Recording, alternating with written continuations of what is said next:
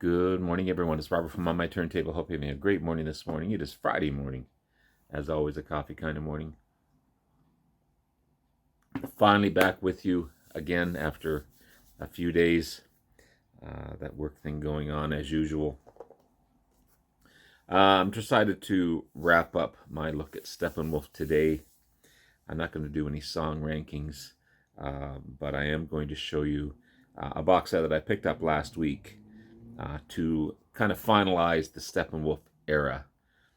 They would eventually be known as John Kay and Steppenwolf, but this is Steppenwolf, the epic years 1974 to 1976, featuring their last three studio albums under the Steppenwolf name. Their first three, obviously, with Epic, and some cool and unique albums.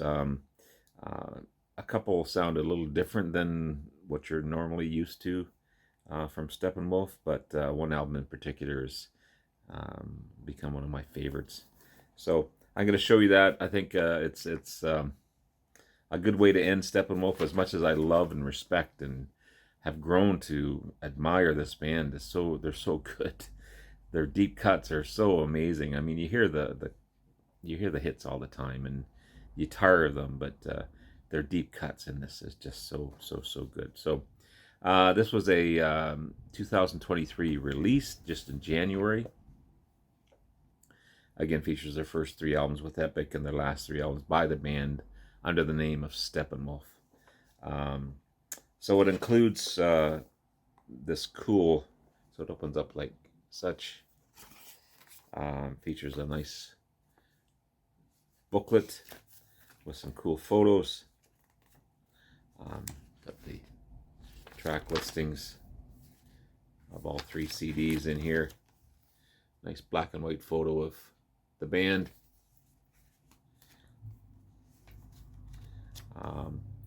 So we've got Bobby Cochran, one of the newer members, which is Eddie Cochran's nephew, I believe. It's awesome. John Kay there. Jerry Edmonton, Canadian Jerry Edmonton. Goldie McJohn, another Canadian. Awesome keyboardist. Really cool stuff. Classic John Kay look. Stud muffin. But yeah, it's a great box set. A nice way to finish up the band themselves, I feel.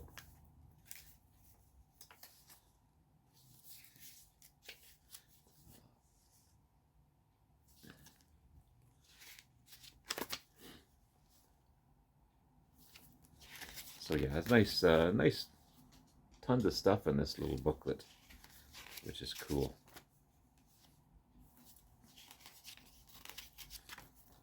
Then you just got the rest of the track listings there, and then there's the back page.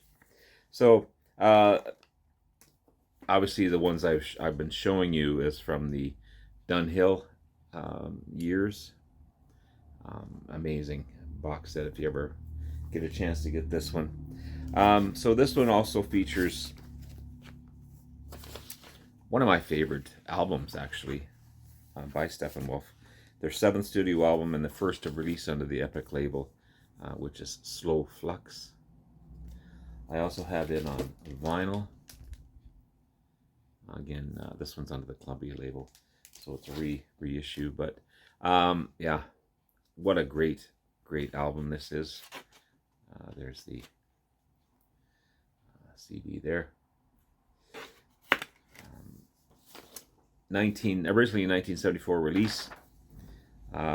Bobby Cochran is now featured as a guitarist for the band, who again is Eddie Cochran's nephew, and also this would be the last album to feature keyboardist Goldie McJohn, who had been with the band forever. One of my favorite tracks, Straight Shooting Woman, is on here.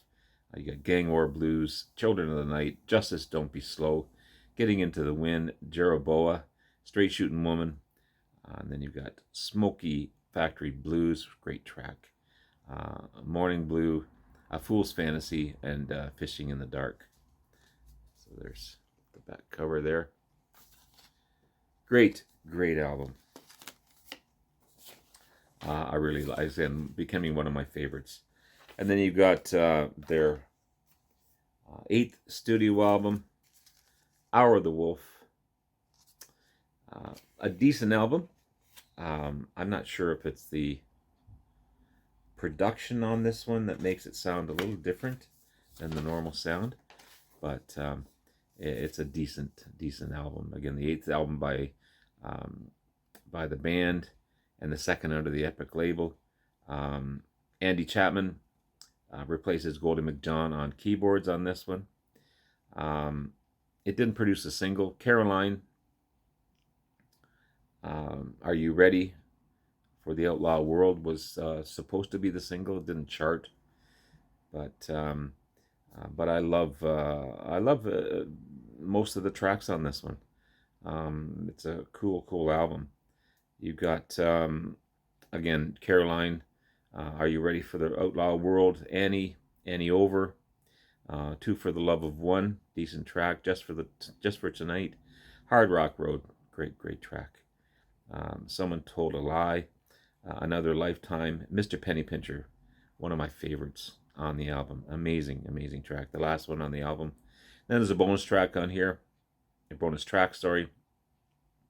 Angel Drawers, and then you've got Caroline, Are You Ready for the Outlaw World, which is a mono production of the album. So decent album. Decent album. Hour of the Wolf. And then finally, Skullduggery. I love the cover on that one. 9th studio album by Steppenwolf, and the 3rd under the Epic label. It'd be the last album again under the Steppenwolf name before they change it to John Kane Steppenwolf. Wayne Cook would replace would be the new keyboard player. No singles on this one, but overall a decent album again. Sorry about that. Getting notifications all day. The title track is one of the best on the album, Skullduggery. I love Rock and Roll Song, the ballad on this one. Life is a Gamble. You got I'm a Road Runner, Train of Thought, Pass It On, Sleep, Lip Service. 8 tracks on this one. A decent album. There's the CD. And I don't know if I showed you the CD of Hour of the Wolf. There you go there. Yeah, so if I was to put these two in ranking, they'd be fairly low in the ranking, I guess. Mainly because they have a different sound to them, even though they're decent albums. But glad that I have them in my collection. Glad that I have this box set in my collection. And I'm glad that I looked at this amazing band, Steppenwolf, through the Dunhill years and through the Epic years. If you don't know Steppenwolf, definitely check these guys out. They're amazing. Canadian American hard rock, early form of heavy metal band. John Kay is fantastic. The band members are tight. They're so good.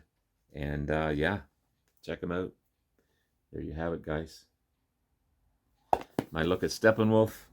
I'll be moving on to another band. I'm thinking Humble Pie. And that'll be the next couple of days. Anyway, guys, have yourself a great rest of the day. Love you all. We'll talk again soon. Bye now.